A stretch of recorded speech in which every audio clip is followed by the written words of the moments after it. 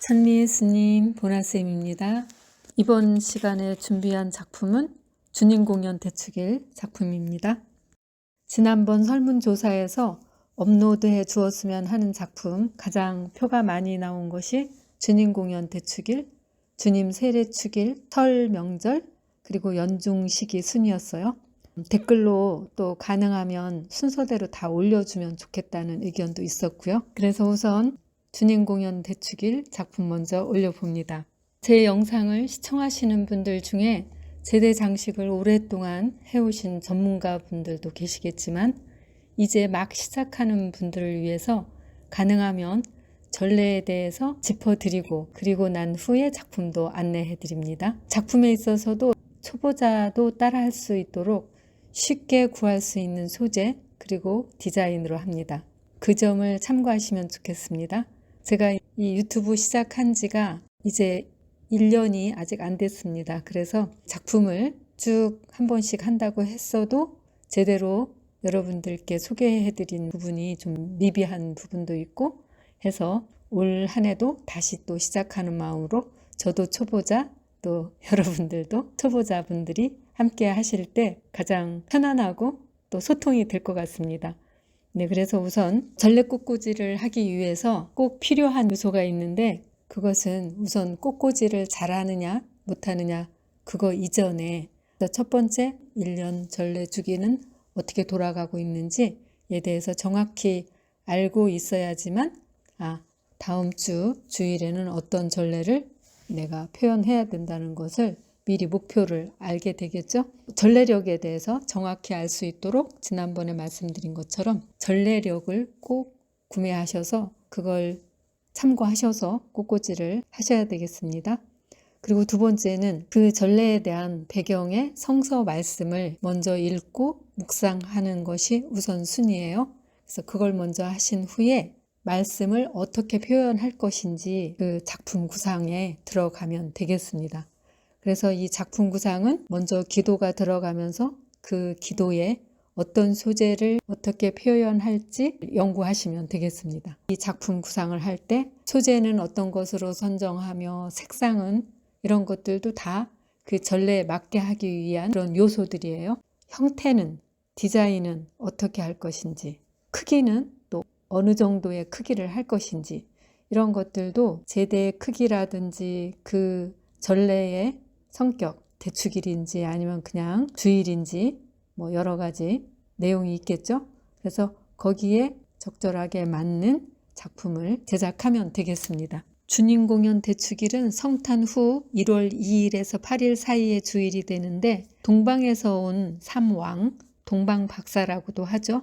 이분들이 이상한 큰 별을 따라서 베들레헴 마곡간에 누워 계시는 아기 예수님을 예물을 들고 와서 왕으로 경배하러 온 것을 기념하는 날입니다.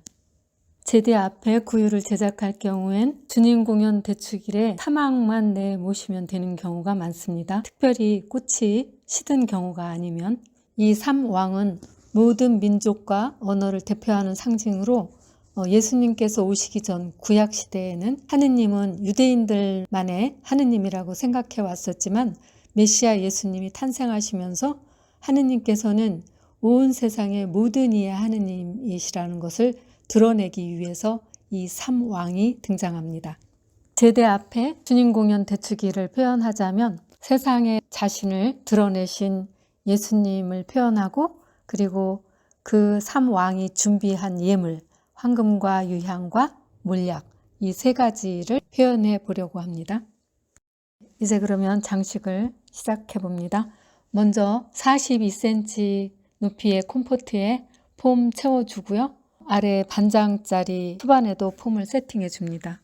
말채로 육각형을 만들어 보겠는데요. 흰색 착색을 한 말채로 12cm 길이 6개를 잘라서 육각형이 되게 케이블 타일을 가지고 묶어줍니다. 육각형을 만든 그 위에 다시 또 사각으로 덧대어서 이렇게 만들어줍니다. 이렇게 짠 말채를 중앙에 폼 중앙에 올려줍니다. 여기에 아기 예수님을 올려서 모실 건데요. 그래서 소철로 전체 크기와 형태의 라인을 만들어 봅니다. 소철로. 이 말체 프레임은 아기 예수님을 눕힐 때 흘러내리지 않게 하기 위함이에요. 여기에 소철로 전체 크기와 형태의 라인을 만들어 보겠습니다. 역시나 오늘도 화면이 이렇게 돌아가 있네요. 한쪽으로. 아기 예수님을 만방에 드러내심을 이렇게 표현하기 위한 강한 소재를 사고 싶었었는데 그런 극적인 효과를 낼 수 있는 소재들이 없었어요. 소재를 미리 챙겨두지 못해서 아쉽네요. 사실은 성탄 때 준비한 거는 다른 판 곳이 있어서 거기 또 사용하느라고 남겨두지를 못했습니다. 오늘 꽃시장에는 시즌이 지나서 제가 필요한 소재들이 없었습니다. 겨우 소재집도 아닌 곳에서 이 설류화 착색된 것을 제가 사가지고 왔는데요. 네, 이것을 넣어 보겠습니다. 이 설류화가 너무 이렇게 약한 느낌이어서 네, 소철을 여기에 같이 사용합니다. 저는 이 작품의 결과라기보다는 제안을 하는 거라고 생각하시면 좋을 것 같습니다. 이렇게 완벽하지 못하게 어정쩡한 작품을 영상으로 만들어서 올려드리는데 이걸 보시고 따라서 준비하신 작품들을 보면은 정말 너무너무 훌륭하신 작품들을 만들어 내시더라고요. 그래서 굉장히 감탄하고 또 감사합니다. 꽃시장이 가까우신 분들이 참 부럽습니다. 저는 꽃시장을 가고 오고 왕복 소요 시간이 길에서 보내는 시간만 해도 한 3시간 정도 걸리거든요. 그러니까 꽃장을 봐가지고 오면 어느 때는 한 7시간, 8시간 걸릴 때도 있는 것 같아요. 네, 그러다 보니까 돌아와서 꽃장 본 것들을 막상 쓰려고 보면 부족하고 모자라고 마음에 안 드는 부분이 너무 많아요. 그래서 꽃시장이 가까운 분들은 참 좋겠다 하고 부럽습니다. 그리고 서울에는 꽃시장이 오전에만 열잖아요. 그래서 그것도 참 아쉽고 저 아랫지방 대구나 이런 곳에는 종일 꽃시장을 열어주셔서 그것도 굉장히 감사한 것 같아요. 여기 재미있는 게 있네요. 이건 왕사마귀 알집이에요. 알은 부화해서 올여름 이미 세상 구경을 했겠죠. 이건 빈 알집이에요. 우리 외손주가 아주 좋아하는 사마귀 알집입니다. 이렇게 설류화를 소철 둘레를 감싸 안듯이 방사형으로 배치해 주는데 영상으로는 더 흐리게 보여지네요. 이렇게 가지가 약해서 그런 것 같습니다.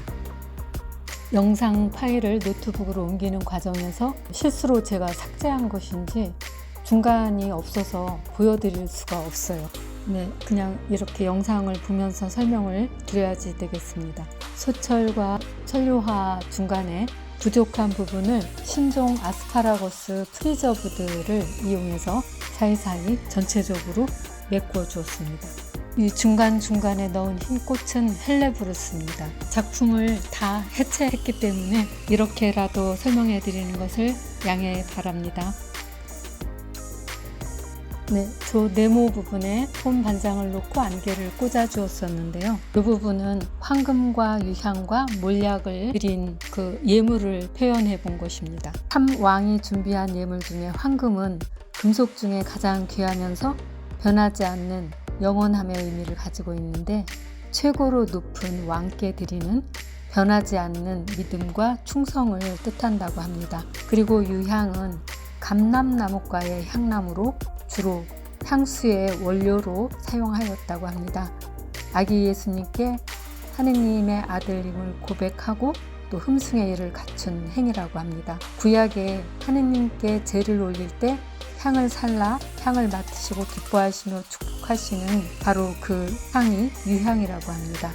그리고 몰약은 시신에 바르는 식물의 상처를 내어서 나오는 진물로 그 진물을 추출한 항생제 역할하는 쓴 약이라고 합니다.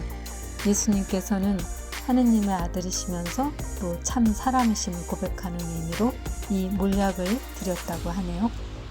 이렇게 주님의 별을 보고 예물을 가지고 경배하러 온 동방 박사들처럼 우리도 주님을 구세주로 모시면서 사랑을 실천하면서 하느님께 드리는 예물과 또 기도로 봉헌하는 삶이 되어야 되겠습니다.